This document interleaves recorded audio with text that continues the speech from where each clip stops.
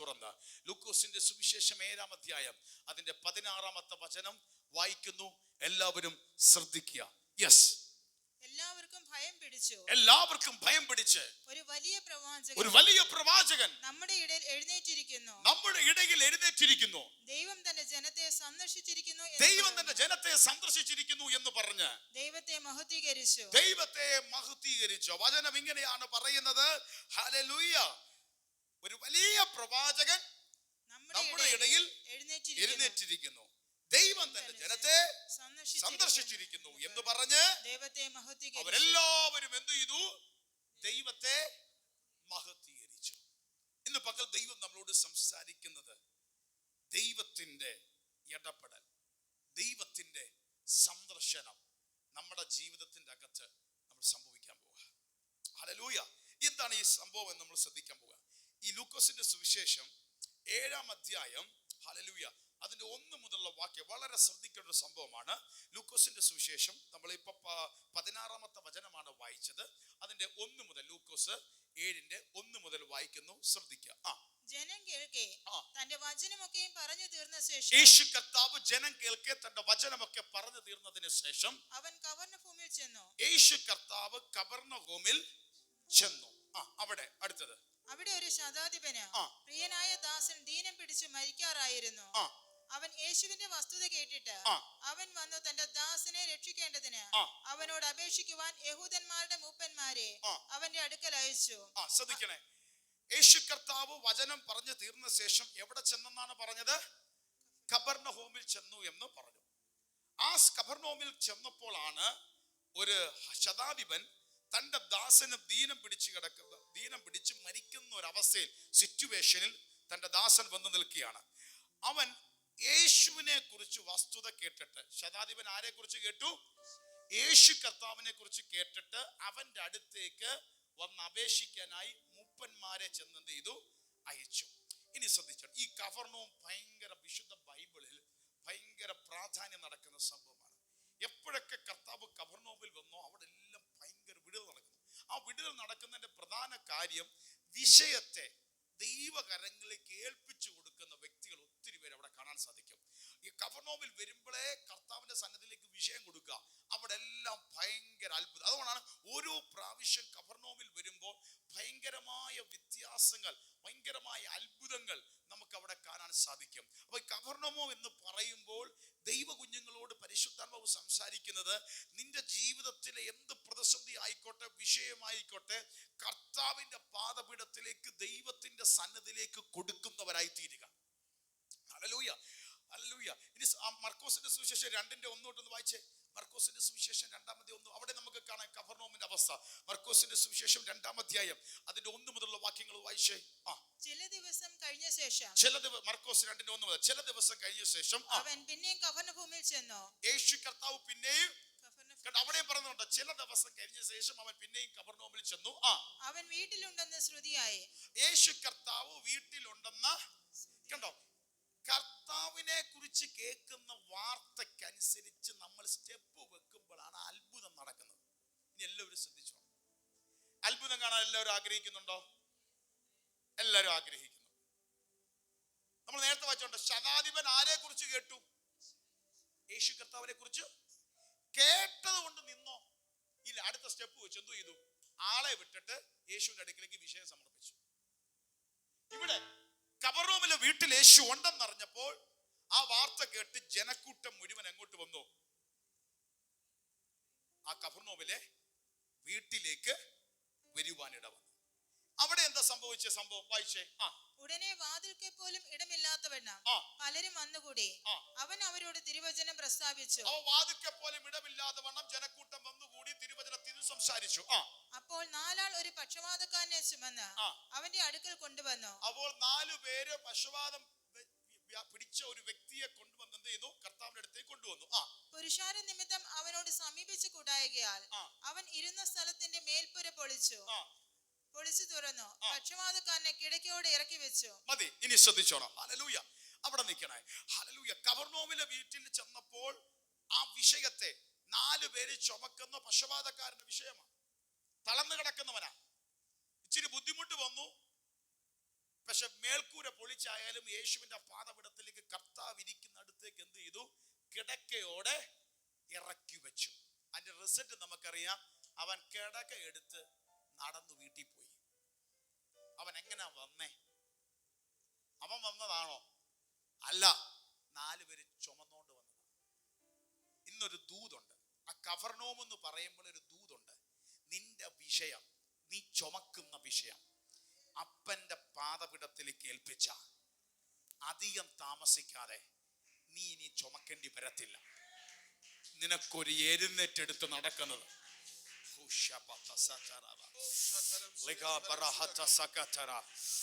ശക്തമായി ദൈവാത്മാവ് വിവേചിക്കുകയാണ്.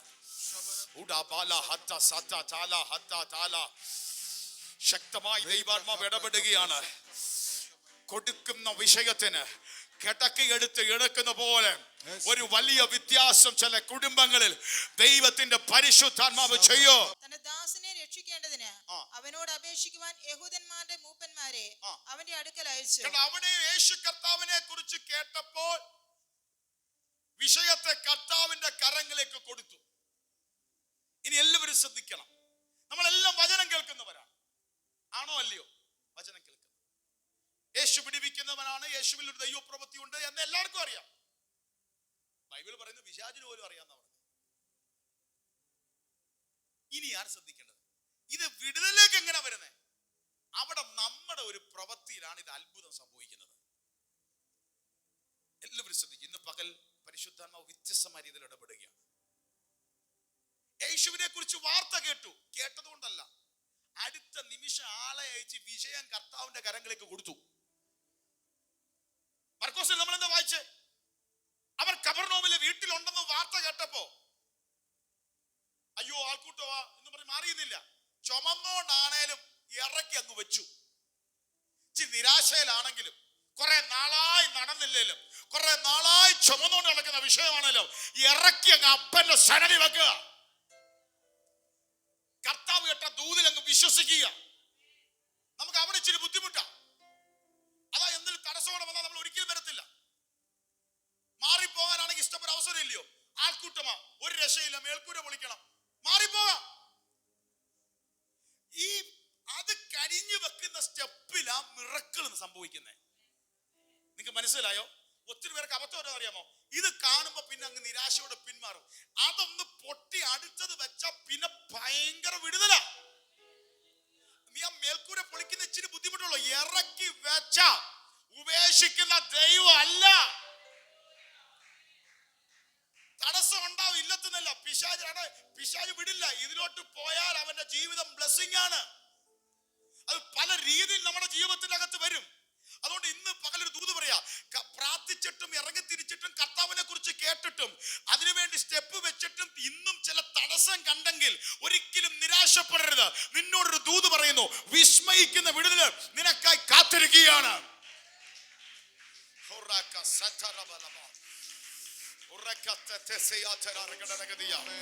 എന്തോ ചില വിഷയത്തിൽ ഒന്ന് ബാക്കായി പോയ ചിലതിനോട് ദൈവാത്മാവ് ദൂത് പറയുന്നു. ഇന്ന് പകൽ നീ വിശ്വസിച്ച് അടുത്ത സ്റ്റെപ്പ് വെച്ചോ, ഒരു അത്ഭുതത്തിലേക്ക് ദൈവാത്മാവ് കൊണ്ടെത്തിക്കും. നല്ല കാര്യം അല്ല. താര താല താല അർബാ സഗധര രബൽകര ശിബിലകര ഗഡരഗതി അംധര റിബലഗഡരഗതി. ആമേൻ, ആമേൻ. സക്കായിയുടെ അനുഭവം അറിയാമോ? നമുക്കറിയാവുന്നതോ? ചുങ്കക്കാരിൽ പ്രമാണി. കാശിന് ഒരു കുഴപ്പമില്ല, സമ്പത്തുണ്ട്, പക്ഷെ ഉള്ളിൽ ശൂന്യതയുണ്ട്. സമ്പത്തുണ്ട്, പക്ഷെ ഉള്ളിൽ എന്തുണ്ട്? അതുകൊണ്ട് കർത്താവിനെ എങ്ങനെ ഉണ്ടെന്ന് കാണണമെന്ന് ആഗ്രഹിച്ചു. നല്ലാട്ട് ശൂന്യത ഉണ്ട്. കാരണം എന്താണെന്നറിയാമോ? ഉറപ്പെന്താണെന്നറിയാമോ? കാരണം ഇറങ്ങി തിരിച്ച് ആദ്യം യേശുവിനെ കാണാൻ ഇറങ്ങി തിരിച്ചപ്പോ ആക്കൊരു പ്രശ്നമുണ്ട്. ആക്ക് വലിയ ഹൈറ്റ് ഇല്ല. ആക്കെന്തില്ല? വലിയ ഹൈറ്റ് ഇല്ല. ആ കൂട്ടത്തിനിടയ്ക്ക് യേശുവിനെ കാണാൻ നോക്കിയിട്ട് കാണാൻ പറ്റിയില്ല. താൻ എന്ത് ചെയ്തു? തിരിച്ചു വീട്ടിൽ പോയോ? ഇല്ല. അവിടാണ് അത്ഭുതം തുടങ്ങുന്നത്. ആ തടസ്സത്തിൽ കണ്ടു മാറിയില്ല. യേശുവിനെ കുറിച്ച് കേട്ടു, എങ്ങനെയുള്ളതെന്ന് കാണാൻ വന്നു. ജനക്കൂട്ടത്തിനിടയ്ക്ക് കാണാൻ പറ്റിയില്ല. പക്ഷെ താൻ ഒരു കാര്യം ചെയ്തു, ഒറ്റ ഓട്ടം മുന്നോട്ട്. ഇവിടുന്ന് ഇങ്ങനെ വരുവാ, ജനക്കൂട്ടം ഇങ്ങനെ വന്നുകൊണ്ടിരിക്കുക. ഇതിനിടയ്ക്ക് ആദ്യം നോക്കേ കാണാൻ പറ്റിയില്ല, ആള് ഹൈറ്റ് ചെറുതാ. തനിക്കൊരു കാര്യം മനസ്സിലായി, മുമ്പേ ഓടി എന്ന ബൈബിൾ പറയുന്ന, മുമ്പേ ഓടി അവിടെ ഒരു മരം നിപ്പുണ്ട്, അതിന്റെ മണ്ടേ കയറി അങ്ങനെ നിന്നു. അപ്പൊ ഈ വരുന്ന യേശുവിനെ എന്ത് ചെയ്യാൻ പറ്റും? ദൂരെ. ഇത്രേ സക്കായി ചെയ്തുള്ളൂ, ബാക്കിയെല്ലാം കർത്താവ് ചെയ്തു. നിങ്ങൾക്ക് പിടി കിട്ടിയോ? ഈ കാണാൻ ഇറങ്ങിത്തിരിക്കുമ്പോഴുള്ള ആദ്യ തടസ്സമാണ് നമ്മുടെ ജീവിതത്തിന്റെ അകത്തുണ്ടാകുന്നത്. അതൊന്ന് പൊട്ടി മാറിയാൽ പിന്നെ ജീവിതത്തിൽ നടക്കുന്നതെല്ലാം കർത്താവിന്റെ പ്രവൃത്തിയാ. എന്തോ ഇന്ന് അങ്ങനെ ചിലരോട് ദൂത് പറയാൻ എനിക്ക് വ്യത്യസ്തമായി ഇടപെടുന്നു. ഇതുവരെ നീ കണ്ട കുറെ തടസ്സം ഒരു സ്റ്റെപ്പും കൂടെ വെച്ചോ, അത് പൊട്ടിയാൽ ഇനി നീ ഒന്നും ചെയ്യണ്ട, കർത്താവ് ഒന്നിന്റെ പിന്നാലെ ഓ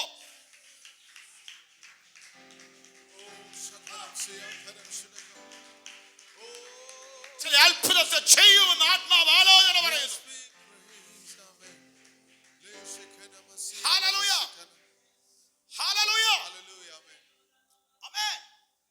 ആ കാട്ടത്തിന്റെ മരത്തിന്റെ മല്ലോട്ട് കയറി അത്രയെന്നുള്ളൂ. പക്ഷെ ഓടി വന്ന് എന്ത് ചെയ്തു? യേശു കർത്താവ് ഹല്ലേലൂയ അടുത്ത് വന്ന് നിന്നിട്ട് പറഞ്ഞു, നീ ഇങ്ങ് ഇറങ്ങി വാ, ഞാൻ ഇന്ന് നിന്റെ കൂടാ. നീ ഇങ്ങ് ഇറങ്ങി വാ, ഞാൻ നിന്റെ. അവന്റെ വീട്ടിൽ ചെന്നു, അവന്റെ കുടുംബത്തിന് രക്ഷ പ്രാപിപ്പാൻ ഇടവന്നു. കണ്ടോ? ആ ഒരു സ്റ്റെപ്പ് അവൻ വെക്കാതെ പിന്മാറിയെങ്കിൽ ഇത് അനുഭവിക്കാൻ പറ്റത്തില്ല. ഒരു സ്റ്റെപ്പ് അവൻ വെച്ചതേ ഉള്ളൂ, മേലോട്ട് കയറിയതുള്ളൂ. ബാക്കിയെല്ലാം കർത്താവ് പറയും, നീ ഇങ്ങ് ഇറങ്ങി വാ, ഞാൻ നിന്റെ കുടുംബത്തില. ഇന്ന് നിന്റെ കൂടെ ആഹാരം, നിന്റെ കുടുംബത്തിന് രക്ഷ വന്നിരിക്കുന്നു. ഇന്ന് പകൽ കർത്താവിൽ വിശ്വസിക്കുക. ആരോടോ ദൈവാത്മാവ് പറയുന്നു, ഒരു സ്റ്റെപ്പും കൂടെ നീ വെച്ചോ, അടുത്ത ദൈവത്തിന്റെ പ്രവൃത്തി ഒന്നിന്റെ പിന്നാലെ നമ്മെ കാണിക്കുന്നു എന്ന് പരിശുദ്ധാത്മാവ് ആലോചന പറയുന്നു. ആമേൻ. അപ്പൊ കഫർനഹൂം എന്ന് പറയുമ്പോൾ വിഷയത്തെ കർത്താവിന്റെ കരങ്ങളിലേക്ക് സമർപ്പിക്കുക. ഈ നമ്മൾ വായിച്ച ശതാധിപന്റെ ദാസന് സൗഖ്യമില്ലാതിരുന്നു, യേശുവിന്റെ അടുക്കെ കാളയെ അയച്ചു, യേശു വരാമെന്ന് പറഞ്ഞു. യേശു അവന്റെ വീട്ടിലോട്ട് പൊയ്ക്കൊണ്ടിരിക്കുമ്പോഴാണ് അവന് കുറച്ചും കൂടെ വെളിപ്പാടായി. അവൻ പറഞ്ഞു, നീ എന്റെ വീട്ടിലോട്ട്, എന്റെ പുരയ്ക്കകത്തോട്ട്, എന്റെ വീട്ടിലോട്ട് വരണ്ട. അതിനുള്ള വലിയ യോഗ്യതൊന്നും എനിക്കില്ല. ഒരു കാര്യം ചെയ്യാമോ, നീ അവിടെ നിന്നോണ്ട് തന്നെ ഒന്ന് കൽപ്പിച്ചാലും മതി, എന്റെ ദാസന് സൗഖ്യമാവും. കഫർനഹൂം എന്ന് പറയുമ്പോൾ രണ്ടാമത് കാണിക്കുന്ന ഒരു കാര്യം, വിഷയത്തെ സമർപ്പിക്കുക. രണ്ട്, നമ്മുടെ ആ വിശ്വാസത്തോടുള്ള ദൈവസന്നിധിയിലുള്ള സമർപ്പണം. നീ എന്ത് ചെയ്താൽ മതി? അവിടെ നിന്നുകൊണ്ട് ഒരു വാക്ക് കൽപ്പിച്ചാൽ. അങ്ങനെ എന്നിട്ട് ഒരു കാര്യം കൂടെ പറഞ്ഞു, കാരണം ഞാൻ അധികാരത്തിന്റെ കീഴിലുള്ള വ്യക്തിയാണ്, എന്റെ കീഴിൽ പട്ടാളക്കാരുണ്ട്. ഞാൻ ഒരുത്തനോട് പോകാമെന്ന് പറഞ്ഞാൽ അവൻ പോകും, വരിക എന്ന് പറഞ്ഞാൽ വരിക. അപ്പൊ കാരണം എന്താ? എനിക്ക് പവർ ഉണ്ടായതുകൊണ്ട്. അങ്ങനാണെങ്കിൽ നിനക്ക് സകലത്തിന് മേലെ ശക്തിയുണ്ട്, അധികാരമുണ്ട്. അങ്ങൊന്ന് കൽപ്പിച്ചാൽ എന്റെ ദാസൻ ഇവിടെ സൗഖ്യമാകും, ഇവിടം വരെ വരണമൊന്നുമില്ല. ഹല്ലേലൂയ. കർത്താവ് ഈ വിശ്വാസത്തിൽ അതിശയിച്ചു. ദാസന്മാര് തിരിച്ച് വീട്ടിൽ ചെന്നപ്പോഴത്തേക്ക്, ആൾക്കാർ ചെന്നപ്പോഴത്തേക്ക് ദാസൻ സൗഖ്യമായി കിടക്കുന്ന അവസ്ഥ. ഹല്ലേലൂയ. അപ്പം കർത്താവിന്റെ സന്നിധിയിലേക്ക് വിശ്വാസത്തോടെ ഏൽപ്പിക്കുന്നതിന്റെ മേൽ ദൈവം അത്ഭുതത്തെ ചെയ്തിരിക്കും. ആമേൻ. അതാണ് കഫർനഹൂം. ബൈബിളിലൂടെ കഫർനഹൂമിൽ ചെല്ലുക, മിറക്കിൾ സംഭവിക്കും. അവളെല്ലാം അവര് കർത്താവിന്റെ സന്നിധിയിലേക്ക് സമർപ്പിക്കുക, ഏൽപ്പിച്ചു കൊടുക്കുക, വിശ്വാസത്തോടെ ഏൽപ്പിച്ചു കൊടുക്കുക. അതിശയിക്കുന്ന വിടുതലാണ് ദൈവം ചെയ്യുന്നത്. നമ്മൾ ഇനി ഇന്നത്തെ ദൂതിലേക്ക് വരാൻ പോകാം. ഇനി എല്ലാവരും ശ്രദ്ധിച്ചോ. ഇതിന് ശേഷം 11-ാമത്തെ വചനം മുതൽ നമ്മൾ വായിക്കാൻ പോവാം. പിറ്റേന്നാൾ അവൻ നയീൻ എന്ന പട്ടണത്തിലേക്ക് പോകുമ്പോൾ, ഇനി ശ്രദ്ധിച്ചോണം, കഫർനഹൂമിൽ നിന്ന് എങ്ങോട്ട് പോവുകയാണ്? നയീൻ എന്ന പട്ടണത്തിലേക്ക്. ആര് പോവുകയാണ്? എന്റെ കർത്താവിന്റെ സന്ദർശനം വെളിപ്പെടുക. കർത്താവ് അങ്ങോട്ട് പോവുകയാണ്. ഇനി എല്ലാവരും ശ്രദ്ധിക്കാം. അവന്റെ ശിഷ്യന്മാരും വളരെ പുരുഷാരവും കൂടെ പോയി. അവൻ പട്ടണത്തിന്റെ വാതിലോട് അടുത്തപ്പോൾ മരിച്ചുപോയ ഒരുത്തനെ പുറത്തു കൊണ്ടുവരുന്നു. യേശു കർത്താവും കൂട്ടരും നയീൻ എന്ന പട്ടണത്തിലേക്ക് പോകുമ്പോൾ അവന്റെ ശിഷ്യന്മാരും വളരെ പുരുഷാരവും കൂടെ പോയി. 12 നമ്മൾ വായിക്കുന്നു. അവൻ പട്ടണത്തിന്റെ വാതിലേക്ക് അടുത്തപ്പോൾ മരിച്ചുപോയ ഒരുത്തനെ പുറത്തു കൊണ്ടുവരുന്നു. അത് പട്ടണത്തിന്റെ വാതിൽ എൻട്രൻസിലോട്ട് കയറിയപ്പോ മരിച്ച ഒരുത്തനെ പുറത്തു കൊണ്ടു. അതിന്റെ അർത്ഥം പട്ടണത്തിന്റെ പുറത്തു കൊണ്ടുവന്ന വെളിമ്പ്രദേശത്ത് ശ്മശാനത്തിൽ അടക്കാൻ കൊണ്ടുവരികയാണ്. അവൻ അമ്മയ്ക്ക് ഏകജാതനായ മകൻ. ആരാ മരിച്ചു കിടക്കുന്നതെന്ന് അറിയാമോ? മഞ്ചത്തിന്റെ അകത്ത് ഒരമ്മയുടെ ഏകജാതനായ മകൻ. അവളോ വിധവയായിരുന്നു. ഈ സഹോദരിയുടെ വിഷയം എന്തുവാ? അവളും എന്താണ്? വിധവയായിരുന്നു. പട്ടണത്തിലെ ഒരു വലിയ പുരുഷാരവും അവളോട് കൂടെ ഉണ്ടായിരുന്നു. പട്ടണത്തിലെ വലിയൊരു പുരുഷാരവും അവിടെ കൂടെ ഉണ്ടായിരുന്നു. അപ്പം അതിന്റെ അർത്ഥം എന്ന് പറഞ്ഞാൽ അത്രയ്ക്കും വേദനയുടെ മധ്യത്തിൽ ആ ജനസമൂഹം മുഴുവൻ കൂടെ നിൽക്കുകയാണ്. അമ്മ ഭർത്താവ് മരിച്ചൊരവസ്ഥ. ഇപ്പോൾ ഏക മകനുണ്ട്, ആ മകനും എന്ത് ചെയ്തു? മരിച്ചൊരവസ്ഥ. ആ യാത്ര എങ്ങോട്ടാ പോകുന്നത്? എന്നേക്കുമായ മകനെ കുഴിച്ചിട്ട് എന്നേക്കുമായി അവസാനിക്കുന്ന ഒരു വല്ലാത്ത പ്രതിസന്ധിയുടെ യാത്രയാണ്. അങ്ങനെ വലിയ പുരുഷാരം കൂടെയുണ്ട്. എല്ലാം അവസാനിച്ചൊരു സംഭവം. ഇനി ശ്രദ്ധിച്ചോണം അടുത്തത്. അവളെ കണ്ടിട്ടോ കർത്താവ് മനസ്സലിഞ്ഞ് അവളോട് കരയേണ്ട എന്ന് പറഞ്ഞു. അവൻ അടുത്ത് ചെന്ന് മഞ്ചം തൊട്ടു. ചുമക്കുന്നവർ നിന്നു. ബാല്യക്കാരാ എഴുന്നേൽക്കുക എന്ന് ഞാൻ നിന്നോട് പറയുന്നു എന്നവൻ പറഞ്ഞു. കേട്ടോ, ദൈവത്തിന്റെ സന്ദർശനം. നൈൻ എന്ന പട്ടണത്തിൽ ഒരു തകർച്ച സംഭവിച്ച് എന്നേക്കുമായി തന്റെ മകൻ അവസാനിച്ച നിരാശയിൽ ജീവിക്കേണ്ട ഒരു കുടുംബം. ഇവിടേക്കാണ് ആര് വരുന്നത്? എന്റെ കർത്താവ് വരുന്നത്. ഇന്ന് പകൽ നിങ്ങളോടൊരു ദൂത് പറയാണ്. ഒരു ഗസ്റ്റ് വീട്ടിൽ വരുന്നതിനേക്കാൾ അപ്പുറമായി ദൈവത്തിന്റെ ഇടപെടൽ, ദൈവത്തിന്റെ സന്ദർശനം, ദൈവത്തിന്റെ വിസിറ്റ് ചില ജീവിതത്തിന്റെ സാഹചര്യങ്ങളിൽ നിങ്ങൾ ഈ ദിവസങ്ങളിൽ കാണാൻ പോവുകയാണ്. എത്ര പേര് വിശ്വസിക്കുന്നുണ്ട്?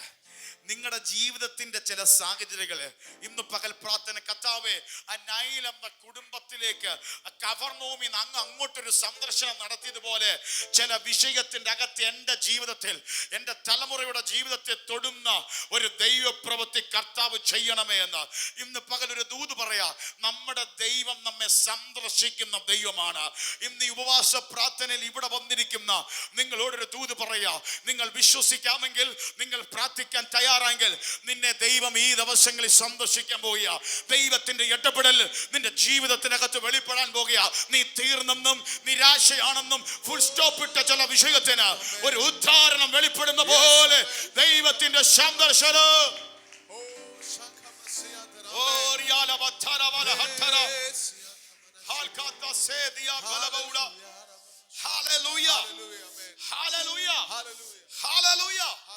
കാരണം ദൈവം സന്ദർശിച്ചാൽ അവസ്ഥ മാറും. സങ്കീർത്തനം 65:9 മുതൽ വായിക്കുമ്പോൾ നമുക്ക് മനോഹരമായി കാണാം. ദൈവം ഭൂമിയെ സന്ദർശിച്ച് അതിനെ അത്യന്തം പുഷ്ടിയുള്ളതാക്കുന്നു, മഴയാൽ അതിനെ സന്ദർശിക്കുന്നു. ഒരു വാക്ക് ശ്രദ്ധിച്ചേ. സങ്കീർത്തനം 65:9 മുതൽ 13 വരെയുള്ള വാക്യങ്ങൾ ഒന്ന് വായിച്ചേ. സങ്കീർത്തനം ഒരു മിനിറ്റ് എല്ലാവരും ഒന്ന് എടുക്കാൻ വെക്കുന്നു. സങ്കീർത്തനം 65:9 മുതൽ 13 വരെയുള്ള വാക്യങ്ങൾ വായിക്കുന്നു. ശ്രദ്ധിക്കുക.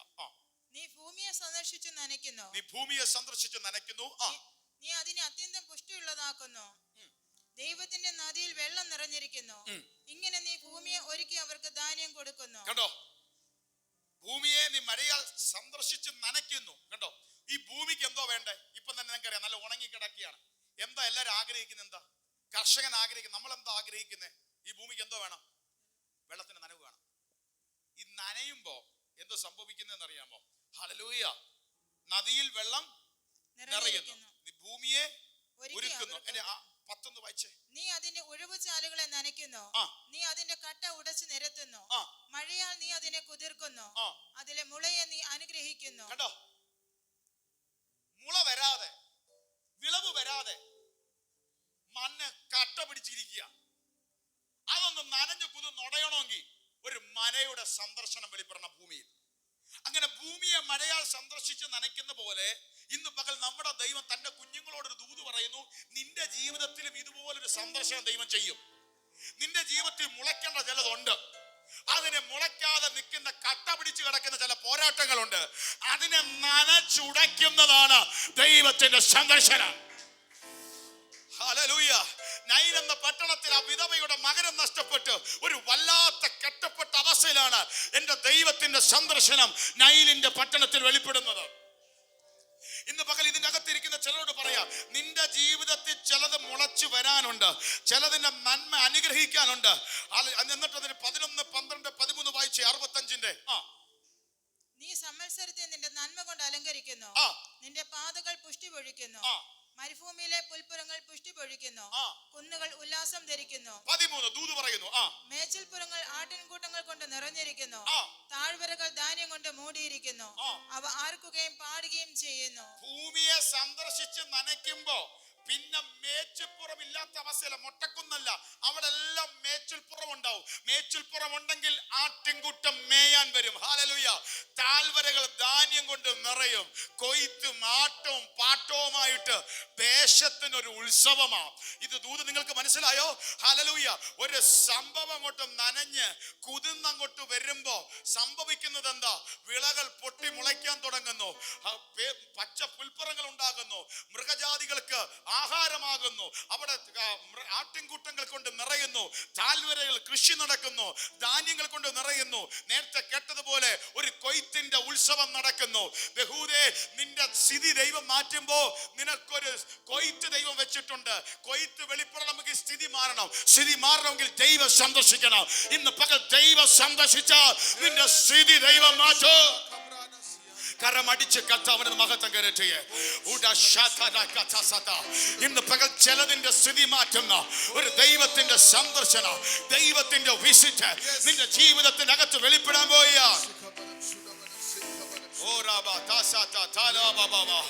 സെഫന്യാവ് 2:7 പറയുന്നു, ദൈവമായ യഹോവ അവരെ സന്ദർശിച്ച് അവരുടെ സ്ഥിതി മാറ്റുമല്ലോ. ദൈവം സന്ദർശിച്ചാൽ സ്ഥിതി മാറും. സ്ഥിതി മാറും. സ്ഥിതി മാറും. ഇന്ന് പരിശുദ്ധാത്മാവ് നമ്മളോട് ഇന്നത്തെ ബുധനാഴ്ച സംസാരിക്കുന്ന ഒരു ദൂത് എല്ലാവരും ശ്രദ്ധിച്ചോളാം. ഈ 12:30 കഴിഞ്ഞ് 12:45 അടുക്കുന്ന ഈ സമയത്ത് ദൈവത്തിന്റെ പരിശുദ്ധാത്മാവ് നമ്മളോട് സംസാരിക്കുകയാണ്. ദൈവം നിന്നെ ചില ഏരിയ സന്ദർശിക്കാൻ പോവുക. നിന്റെ ചില മൊട്ടക്കുന്നുകൾ ആനന്ദമാക്കാൻ ദൈവം പോവുകയാണ്. ചില ധാന്യങ്ങൾ വിളഞ്ഞ് കൊയ്ത്തിന്റെ ഉത്സവം പോലെ ദൈവം ചില മണ്ഡലങ്ങളിൽ നിന്റെ കുടുംബത്തിൽ തലമുറയിൽ ഭാവിയിൽ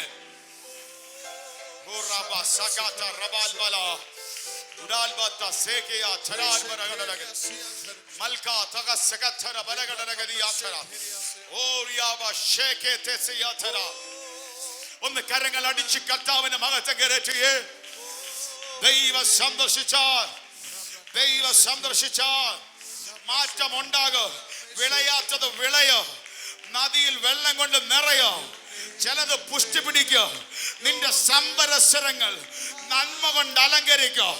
ഓ, നിന്റെ പാതകൾ പുഷ്ടി പൊഴിക്കും. ചിലതിനോട് ദൂത് പറയുന്നു, നിന്റെ വരാനുള്ള സംഭരസരങ്ങൾ നന്മകൾ കൊണ്ട് ദൈവം നിറയ്ക്കും.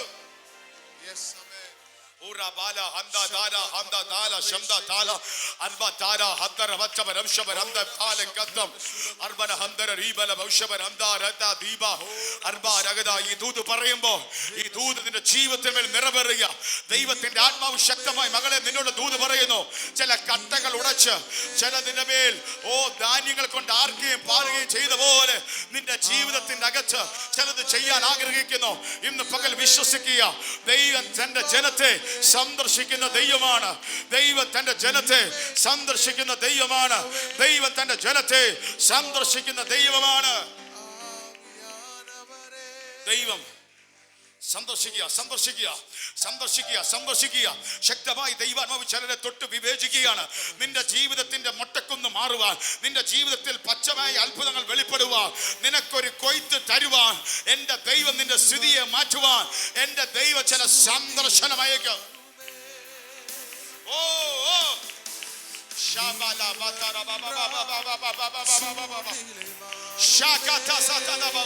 പ്രാർത്ഥിച്ചു. എവിടാ നിന്റെ സന്ദർശനം ദൈവം വെളിപ്പെടുത്തുന്നത്? ചില തലമുറയെ സന്ദർശിക്കും, ചില കുടുംബത്തെ സന്ദർശിക്കും, ചില ഭാവിയെ സന്ദർശിക്കും. Oh Jesus.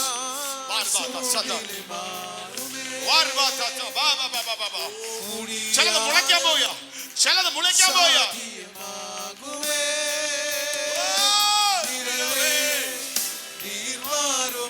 Jesus, glorious.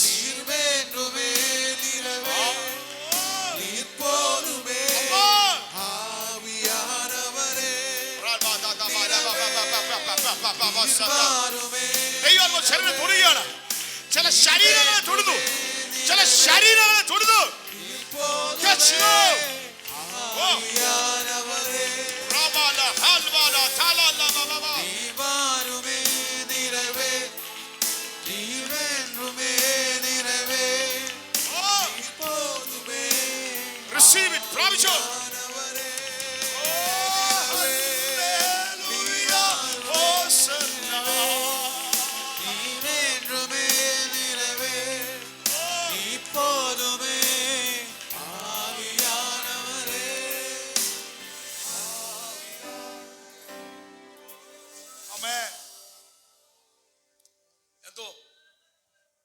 പരിശുദ്ധമാവ് ഉറപ്പ് തരുന്നു.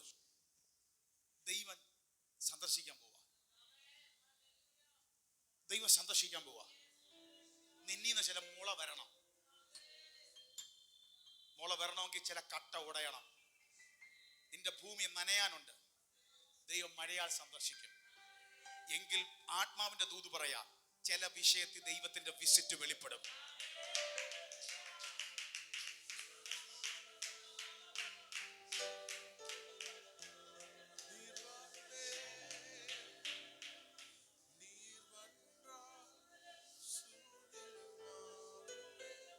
നിന്ന് പറയാൻ ദൈവാത്മ പറയുന്നു. ഇപ്പോൾ ഈ സാഹചര്യം യേശു ഒരു ഉപമയില്ലേ പറഞ്ഞ്. നിങ്ങൾക്കറിയാം, ഇപ്പൊ വെളിയിലോട്ട് ഇറങ്ങിയ അധികം കന്നുകാലികൾ മുറ്റത്ത് ഉച്ചയ്ക്ക് മേയാനില്ല.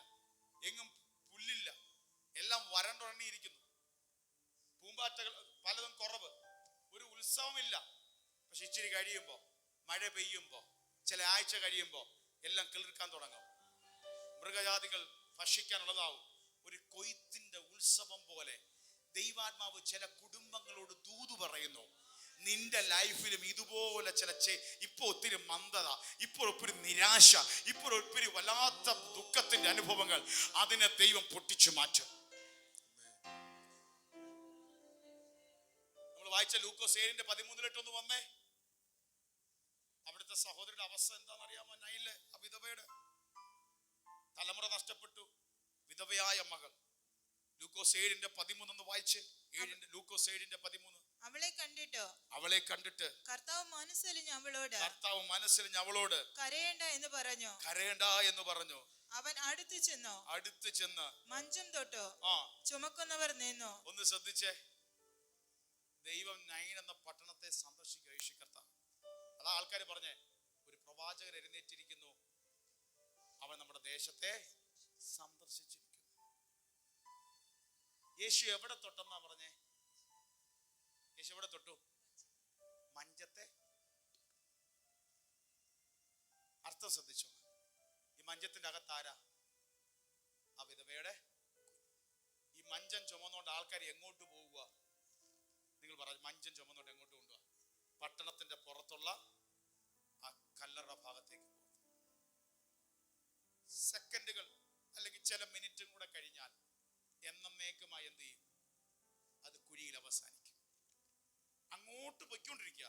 പക്ഷെ അതിൻ്റെ ഇടയ്ക്ക് വെച്ച് ദൈവത്തിന്റെ സന്ദർശനം, ഒരു തൊടല് ആ മഞ്ചത്തെ തൊട്ടപ്പോൾ എങ്ങും ബൈബിളില്ലാത്തൊരു മനോഹര വാക്ക് കിടപ്പുണ്ട്. ചുമക്കുന്നവർ നിന്നു. തൊടേണ്ടടുത്ത് തൊട്ടപ്പോ ചുമക്കുന്നവർ എന്ത് ചെയ്തു? ഈ ചുമക്കുന്നവരാണ് അങ്ങോട്ട് കൊണ്ട് കുഴിയിലോട്ട് തള്ളാൻ പോവുക. അവൻ എന്ത് ചെയ്തു? നിന്നു.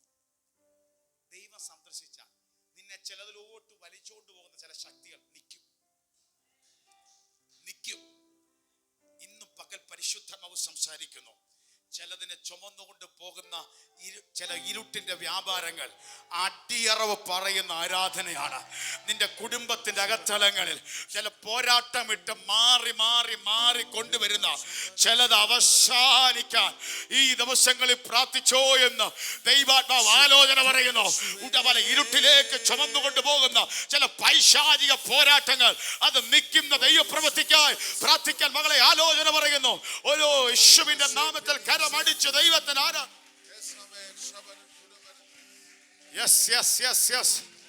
ചിലതിനെ ചുമന്നുകൊണ്ട് ചില കുഴിയിലേക്ക് കൊണ്ടുപോകുന്ന ചില പോരാട്ടങ്ങൾ യേശുക്രിസ്തുവിൻ നാമത്തിൽ ശക്തിയോടെ ആത്മാവിലൊന്ന് ആരാധിച്ച്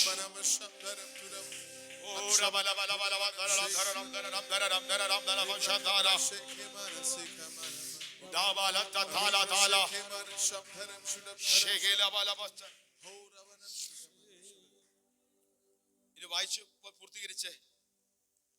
ബാല്യക്കാര എഴുന്നേൽക്കുക എന്ന് ഞാൻ നിന്നോട് പറയുന്നു എന്ന് അവൻ പറഞ്ഞു.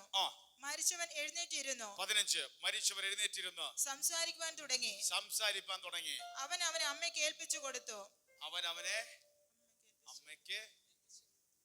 ദൈവം സന്ദർശിച്ചാൽ നിനക്ക് നഷ്ടപ്പെട്ടത് നിന്റെ കൈ മടക്കി കിട്ടും. അങ്ങനെ ഒരു ദൂതിന്റെ അകത്തുണ്ട്. ദൈവം സന്ദർശിച്ചാൽ നഷ്ടപ്പെട്ടു പോയി എന്ന് പറയുന്നത് തിരിച്ച് നിന്റെ കരങ്ങളിൽ ദൈവം മടക്കി തരും. അടുത്തത് 16. എന്നിട്ടാണ് നമ്മൾ വായിച്ച വചനം വന്നത്. എല്ലാവർക്കും ഭയം പിടിച്ചു. എല്ലാവർക്കും ഭയം പിടിച്ചു. ഒരു വലിയ പ്രവാചകൻ നമ്മുടെ ഇടയിൽ എഴുന്നേറ്റിരിക്കുന്നു. ദൈവം തന്റെ ജനത്തെ സന്ദർശിച്ചിരിക്കുന്നു എന്ന് പറഞ്ഞു ദൈവത്തെ മഹത്വീകരിച്ചു. കണ്ടോ, ജനം മൊത്തം ദൈവത്തെ സ്തുതിച്ചു. പറഞ്ഞ വാക്കെന്താ? ദൈവം തന്റെ ജനത്തെ സന്ദർശിച്ചിരിക്കുന്നു. ആ സന്ദർശനം ഇല്ലായിരുന്നെങ്കിൽ മഞ്ചം ചുമക്കുന്നവർ നിൽക്കത്തില്ലായിരുന്നു. ആ സന്ദർശനം ഇല്ലായിരുന്നെങ്കിൽ മഞ്ചത്തിന്റെ അകത്തെ വിഷയം വിടുതലോടെ പുറത്തു വരത്തില്ലായിരുന്നു. ദേശത്ത് ഉത്സവമാക്കി ദൈവം മാറ്റി. ഇന്ന് പകൽ നമ്മളൊന്ന് പ്രാർത്ഥിക്കണം, ഇതുപോലെ എൻ്റെ വീട്ടിൽ അങ്ങൊന്ന് സന്ദർശിക്കണം. മഞ്ചം പോലെ തൊടേണ്ട ചില ഏരിയകൾ ചിലരുടെ ജീവിതത്തിനകത്തുണ്ട്. അവിടെ ഒന്ന് തൊടാൻ നമ്മൾ ഇന്ന് പ്രാർത്ഥിക്കണം. അവിടെ തൊട്ട ചിലത് നിൽക്കും. ഇന്ന് അങ്ങനെ ഒരു പ്രാർത്ഥിക്കാൻ നിയോഗം.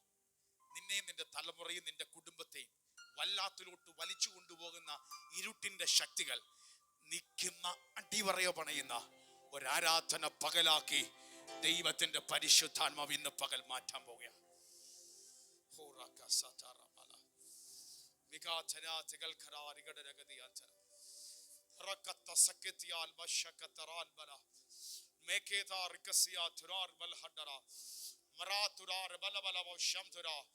Malka tara rival ba shamtara malka tara rigal kasiyantara lima lima lima lima lima lima shamtara arbana thirabara gadanagadiantara arkara sigaragada ragadagadi yamshimir gadanagadiantara lalka tasa tarba la khata saga meke ka ba ba ba saka tara ba ba ba oh shaka ba la hatara bala oh shabana thuda bana sheteriana ribra kamana siyantara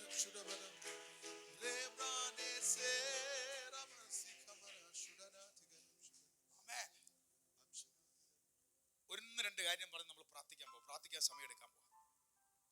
ബൈബിളിലൂടെ നീളം കാണാം. ദൈവ സന്ദർശനം, അത്ഭുതകരമായ മാറ്റം. നമുക്കറിയാം, ജോസഫിനെ അറിയാം. എല്ലാവർക്കും ജോസഫിനെ അറിയാമല്ലോ.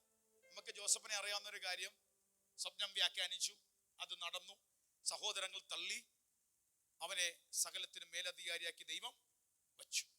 പക്ഷെ ജോസഫിന്റെ മരണസമയത്ത് ജോസഫ് പറഞ്ഞൊരു പ്രധാനപ്പെട്ട ഒരു സംഭവമുണ്ട്. ഈ മരണസമയത്ത് പറയുന്ന വാക്കുകൾക്ക് പ്രാധാന്യമുണ്ട്. ആണോ അല്ലയോ? കാരണം അനുഭവത്തിൽ നിന്ന്, പഠനത്തിൽ നിന്ന്, ഇത്രയും നാളത്തെ ജീവിതാനുഭവത്തിൽ നിന്ന് ആ കാര്യം പറയുന്നു. ജോസഫ് മരിക്കാൻ നേരത്തെ ഒരു കാര്യം പറഞ്ഞു. 50:24 ഉൽപ്പത്തി 50:24 ജെനസിസ് ചാപ്റ്റർ 50 വേഴ്സ് 24. ഉൽപ്പത്തി 50:24 വായിക്കുന്നു, ശ്രദ്ധിക്കുക. അനന്തരം ജോസഫ് തന്റെ സഹോദരന്മാരോട് ഞാൻ മരിക്കുന്നു. ജോസഫ് സഹോദരന്മാരോട് എന്താ പറഞ്ഞേ? ഞാൻ മരിക്കാൻ പോവാ. എന്നാൽ ദൈവം നിങ്ങളെ സന്ദർശിക്കുകയും. ഒരു കാര്യം നിന്നോട് ദൂത് പറയാം, ദൈവം നിന്നെ സന്ദർശിക്കുകയും ഈ ദേശത്ത് നിന്ന് താൻ അബ്രഹാമിനോടും ഇസഹാക്കിനോടും യാക്കോബിനോടും സത്യം ചെയ്ത ദേശത്തേക്ക് കൊണ്ടുപോവുകയും ചെയ്യുമെന്ന് പറഞ്ഞു. ഈ ദേശത്തെന്ന് പറഞ്ഞാൽ ഇപ്പം മിസ്രൈമിലാണ്, അടിമയാണ്, മിസ്രൈമിൽ കഴിയുകയാണ്. അപ്പോൾ ഈ ദേശത്ത് നിന്നും അബ്രഹാമിനോടും ഇസഹാക്കിനോടും യാക്കോബിനോടും സത്യം ചെയ്ത ദേശത്തേക്ക് കൊണ്ടുപോവുകയും ചെയ്യുമെന്ന് പറഞ്ഞു. ഒരാലോചന പറയുകയാണ്, ദൈവം എന്ത് ചെയ്യും? ഇവിടെ ഇട്ടേക്കത്തില്ല. പിതാക്കന്മാരോട് ദൂത് പറഞ്ഞ ദേശത്തേക്ക് നമ്മൾ എന്ത് ചെയ്യും? കൊണ്ടുപോകും. അപ്പൊ മരിക്കാൻ നേരത്ത് ജോസഫ് പറയുകയാണ്, ഇപ്പം നമ്മൾ അടിമത്തത്തിൽ ഫറവോന്റെ കീഴിൽ മിസ്രൈമിലാണ്. പക്ഷെ ഞാനൊരു ദൂത് പറയാം, ഞാൻ മരിച്ചതിന് ശേഷം ഒരു സംഭവം സംഭവിക്കാൻ പോവാ. തേജോമയനായ ദൈവം ഒരു സന്ദർശനം നടത്തും. ദൈവം സന്ദർശിക്കുമ്പോൾ നമ്മളെ വാഗ്ദത്ത നാട്ടിലേക്ക് കൊണ്ടുപോകും. ഇന്ന് പകലും നമ്മളോട് ദൈവം സംസാരിക്കുന്നു. ചില വാഗ്ദത്തങ്ങളിലേക്ക് നമ്മെ കൊണ്ടുപോകാൻ ദൈവത്തിന്റെ സന്ദർശനം വെളിപ്പെടും. ജോസഫ് മരിക്കാറായപ്പോൾ തന്റെ സഹോദരന്മാരോട് വാഗ്ദത്തത്തെ കാലത്തെ കുറിച്ച് ഉറപ്പിച്ചു. ഇത് നടന്നു. ഇതങ്ങോട്ട് കഴിഞ്ഞു. പുറപ്പാട് പുസ്തകമായപ്പോ സംഭവം നടക്കുന്ന നമുക്ക് കാണാൻ പറ്റും. പുറപ്പാട് പുസ്തകം 3ഉം 12ഉം വായിക്കുമ്പോ, 3-ാം അധ്യായവും 12-ാം അധ്യായവും വായിക്കുമ്പോ ഈ സംഭവം നടന്നു. 3-ാം അധ്യായത്തിലാണ് മോശയ്ക്ക് മുൽപ്പടപ്പിൽ ഇറങ്ങി വന്നിട്ട് ദൈവം പറഞ്ഞു, ഞാൻ ഇറങ്ങി, അതൊരു സന്ദർശനമാണ്, ഞാൻ ആദ്യം മോശയ്ക്ക് സന്ദർശനം കൊടുത്തിട്ട് പറഞ്ഞു, ഞാൻ എൻ്റെ ജനത്തെ വിടുവിക്കാൻ പോവുക, പാലും തേനും ഒരുക്കുന്ന വലുതും വിശാലമായ ദേശത്തിലേക്ക് കൊണ്ടുപോകാൻ പോവുക. എന്നിട്ടൊരു കാര്യം പറയുന്നു, ഫറവോൻ അതികഠിനമാണ്, ഇത് സമ്മതിക്കത്തില്ല, പക്ഷെ എൻ്റെ കരത്തിന്റെ പ്രവൃത്തി കാണും. ഹല്ലേലൂയ. കുറെ നാളായി ഫറവോൻ വിടാതെ പിടിച്ചു മുറുക്കി വെച്ചു. ഹല്ലേലൂയ. നമുക്കറിയാം, ഹല്ലേലൂയ, പുറപ്പാട് പുസ്തകം 12-ാം അധ്യായത്തിൽ ഒരു അർദ്ധരാത്രി സംഹാര ദൂതന്റെ സന്ദർശനം ദേശത്ത് മിസ്രൈമിൽ വെളിപ്പെട്ടപ്പോൾ, പല കൊലപാതകങ്ങളും നടന്നപ്പോൾ, പലതും ചത്തു വീണപ്പോൾ, അന്ന് രാത്രി രാജാവ് പറഞ്ഞു, നിങ്ങൾ പൊയ്ക്കോ, നിങ്ങളുടെ ദേശത്തേക്ക് നിങ്ങൾ പൊയ്ക്കോ. ഹല്ലേലൂയ. അപ്പൊ അന്ന് രാത്രി ദൈവത്തിന്റെ സന്ദർശനം വെളിപ്പെട്ട് തന്റെ ജനത്തെ ദൈവം പുറത്തു കൊണ്ടുവന്ന് അവരെ വാഗ്ദത്ത പാലും തേനും ഒരുകുന്ന കനാൻ ദേശത്തിലേക്ക് ദൈവം കൊണ്ടുവന്നതുപോലെ ഇന്ന് പകൽ ദൈവാത്മാവ് നമ്മളോടുള്ള ചില വാഗ്ദത്തങ്ങളുടെ പൂർത്തീകരണമായി ദൈവം ചില മണ്ഡലങ്ങളിൽ സന്ദർശനം നടത്തി ചിലരെ വാഗ്ദത്തം ഞെരുക്കുന്ന മണ്ഡലത്തിൽ നിന്നും ഒരു വിശാലതയുടെ മണ്ഡലങ്ങളിലേക്ക് ദൈവത്തിന്റെ പരിശുദ്ധാത്മാവ് നമ്മെ കൊണ്ടുപോയിരിക്കും. പക്ഷെ അവരെന്ത് ചെയ്തു? ആ സമയത്ത് നിലവിളിച്ചു, കരഞ്ഞു, പ്രാർത്ഥിച്ചു. നിലവിളി ഉയർന്നെന്നാ പറഞ്ഞത്. ഇന്ന് പകൽ പ്രാർത്ഥിക്കുന്ന കുഞ്ഞിനോട് ദൂത് പറയുന്നു, നിന്റെ നിലവിളിയുടെ മുമ്പിൽ സന്ദർശിക്കുന്ന ഒരു ദൈവമുണ്ട്. ഹല്ലേലൂയ. ഒരു കാര്യം കൂടെ പറഞ്ഞ് നമ്മൾ പ്രാർത്ഥിക്കാൻ പോവുക. ദൈവത്തിന്റെ സന്ദർശനം വെളിപ്പെട്ടാൽ നമ്മുടെ ജീവിതത്തിൽ അസാധ്യമെന്നും നടക്കത്തില്ലെന്ന് പറയുന്നത് അത്ഭുതം സംഭവിച്ചിരിക്കും. ആമേൻ. അതുകൂടെ പറഞ്ഞ് നമ്മൾ പ്രാർത്ഥിക്കാൻ പോകും. എല്ലാവരും എടുത്ത് ഉൽപ്പത്തി പുസ്തകം 18-ാം അധ്യായം എടുത്തേ. അതിന്റെ 1 മുതൽ ചില വാക്യങ്ങൾ ഒന്ന് പരിശോധിച്ചേ. എല്ലാവരും എടുക്കുക. അതോടെ പറഞ്ഞ് നമ്മളൊന്ന് പ്രാർത്ഥിക്കാൻ പോവുക, ആരാധിക്കാൻ പോവുക. കർത്താവ് വലിയ പ്രവൃത്തി നമ്മുടെ ജീവിതത്തിനകത്ത് ചെയ്യട്ടെ. ഹല്ലേലൂയ. എല്ലാവരും എടുത്തെന്ന് വിശ്വസിക്കുന്നു. ഉൽപ്പത്തി 18:1. എല്ലാവരും ശ്രദ്ധിച്ചു. അനന്തരം യഹോവ അവന് മമ്രയുടെ തോപ്പിൽ വെച്ച് പ്രത്യക്ഷനായി. അനന്തരം യഹോവ അവന് മമ്രയുടെ തോപ്പിൽ വെച്ച് പ്രത്യക്ഷനായി. വെയിലുറച്ചപ്പോൾ അവൻ കൂടാരവാതിൽക്കൽ ഇരിക്കുകയായിരുന്നു. അവൻ തലപൊക്കി നോക്കിയപ്പോൾ 3 പുരുഷന്മാർ തന്റെ നേരെ നിൽക്കുന്നത് കണ്ടു. അബ്രാം നേർ നോക്കിയപ്പോൾ 3 പുരുഷന്മാർ, 3 പേരുടെ സന്ദർശന വിസിറ്റിംഗ് ആണ്, അവിടെ നിൽക്കുന്നത് കണ്ടു. അവരെ കണ്ടപ്പോൾ അവൻ കൂടാരവാതിൽക്കൽ നിന്ന് അവരെ എതിരേൽപ്പാൻ ഓടിച്ചെന്നു നിലം വരെ കുനിഞ്ഞു. യജമാനെ, എന്നോട് കൃപയുണ്ടെങ്കിൽ അടിയനെ കടന്നു പോകരുതേ. അസാരം വെള്ളം കൊണ്ടുവന്നു നിങ്ങളുടെ കാലുകളെ കഴുകട്ടെ. വൃക്ഷത്തിന് കീഴിൽ ഇരിപ്പീൻ. ഒരു മിനിറ്റ് ശ്രദ്ധിക്കണമേ. അബ്രാം വേലറിയപ്പോ വെളിയിൽ നമ്മൾ നല്ല വേലടിക്കുമ്പോൾ നമ്മൾ എന്ത് ചെയ്യും? ഒന്ന് വെളിയിലോട്ട് ഇറങ്ങും. അബ്രാം ഇതുപോലെ ഭയങ്കര വേലടിച്ച് കഴിഞ്ഞപ്പോ അബ്രാം വെളിയിലോട്ട് ഇറങ്ങിയപ്പോ ഒരു കാഴ്ച കാണുന്ന 3 പേര് നിൽക്കും. അവരോട് പറയാ, പോണ്ട, സന്ദർശകരല്ലേ, ആതിഥ്യ മര്യാദയുണ്ട് ഇസ്രായേൽ ജനത്തിന്, പാലസ്തീൻ നാട്ടിൽ എന്തെങ്കിലുമൊക്കെ കഴിച്ചു കുടിച്ചിട്ട് വിശ്രമിച്ചിട്ട് പോയാൽ മതി എന്ന് പറഞ്ഞു. അതാ ഞാൻ സിമ്പിൾ മലയാളത്തിലൊക്കെ പറഞ്ഞത്. ഇനി താരോട്ട് വായിക്കുമ്പോൾ അതിന്റെ 6 തൊട്ടൊന്ന് വായിച്ചേ. 6 തൊട്ട്. അബ്രഹാം എന്ത് ചെയ്തു? ബന്ധപ്പെട്ട് കൂടാരത്തിൽ സാറയുടെ അടുക്കൽ ചെന്നു. നീ ക്ഷണത്തിൽ 3 ഇടങ്ങഴി മാവെടുത്ത് കുഴച്ച് അപ്പം ഉണ്ടാക്കോ എന്ന് പറഞ്ഞു. അബ്രഹാം പശുക്കൂട്ടത്തിൽ ഓടിച്ചെന്ന് ഇളയതും നല്ലതുമായൊരു കാളക്കുട്ടിയെ പിടിച്ചു ഒരു ബാല്യക്കാരന്റെ പക്കൽ കൊടുത്തു. അവൻ അതിനെ ക്ഷണത്തിൽ പാകം ചെയ്തു. പിന്നെ അവൻ വെണ്ണയും പാലും താൻ പാകം ചെയ്യിച്ച കാളക്കുട്ടിയും കൊണ്ടുവന്നു അവരുടെ മുമ്പിൽ വെച്ചു. അന്നത്തെ ഭക്ഷണം ഇതായിരുന്നു. അപ്പം ഉണ്ടാക്കുക, വെണ്ണയും പാലും ഉണ്ടാക്കുക, തടിച്ച കാളക്കുട്ടി ഇറക്കുക. അന്നത്തെ ഒരു ഭക്ഷണം അതാണ്. അന്നത്തെ ഭക്ഷണ രീതിയിൽ ഏറ്റവും ബെസ്റ്റ് ആയത് എന്ത് ചെയ്തു? കൊടുത്തു. അവരുടെ അടുക്കൽ വൃക്ഷത്തിന് കീഴിൽ ശുശ്രൂഷിച്ചു നിന്നു. അവർ ഭക്ഷണം കഴിച്ചു. അവർ അവനോട് അവരോട് കണ്ട സന്ദർശനം കഴിഞ്ഞപ്പോ അബ്രാമിന് എന്നും കാണാത്തൊരു സന്ദർശനമാണ്. 3 പേര് വരുന്നു. ഇവര് ആഹാരം കഴിച്ചു കഴിഞ്ഞാൽ അവർ അവനോട്, നിന്റെ ഭാര്യ സാറ എവിടെയെന്ന്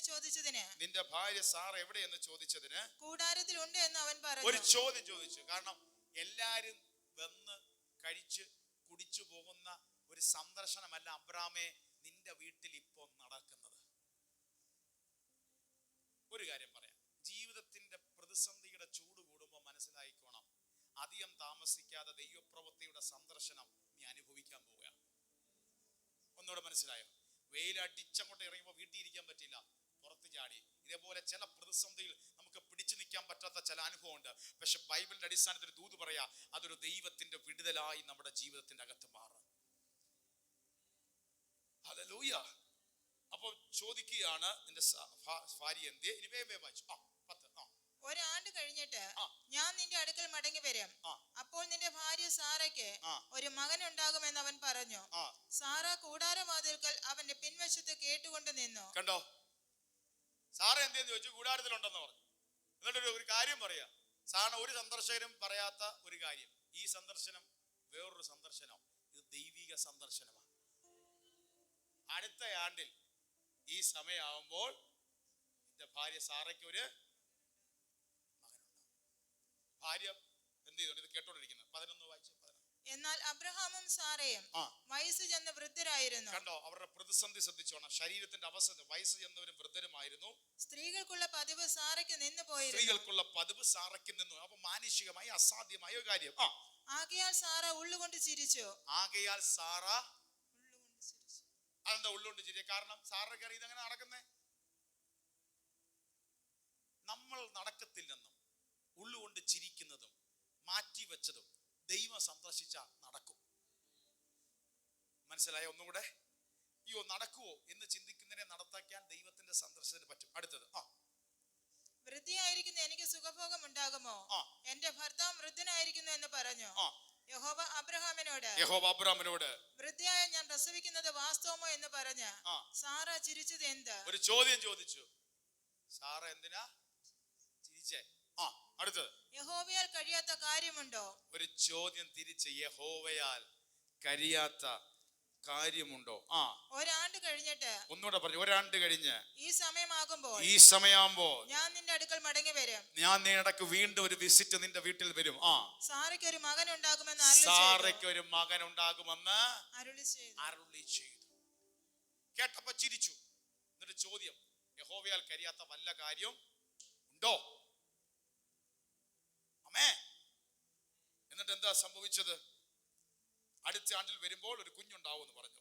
ഉൽപ്പത്തി 21:1 അത് പറയാനാണ് നമ്മൾ ഇതിലേക്ക് വന്നത്. ഉൽപ്പത്തി പുസ്തകം 21:1. അനന്തരം യഹോവ, ഒരു മിനിറ്റ് എല്ലാവരും ഒന്ന് ശ്രദ്ധിച്ചോണേ, എല്ലാവരും ഒന്ന് എടുത്ത്. ജെനസിസ് 21:1, ഉൽപ്പത്തി 21:1. ഇനി വായിച്ചോ, എല്ലാവരും ശ്രദ്ധിച്ചു. അനന്തരം യഹോവ താൻ അരുളി ചെയ്തിരുന്നത് പോലെ സാറയെ സന്ദർശിച്ചു. താൻ വാഗ്ദത്തം ചെയ്തിരുന്നത് യഹോവ സാറയ്ക്ക് നിവർത്തിച്ചു കൊടുത്തു. എന്നൊരു ദൂത് പറയാൻ, നിങ്ങളോട് ദൈവം പറഞ്ഞത് ദൈവം നിവർത്തിച്ചു തരാനായി ദൈവം സന്ദർശിക്കും.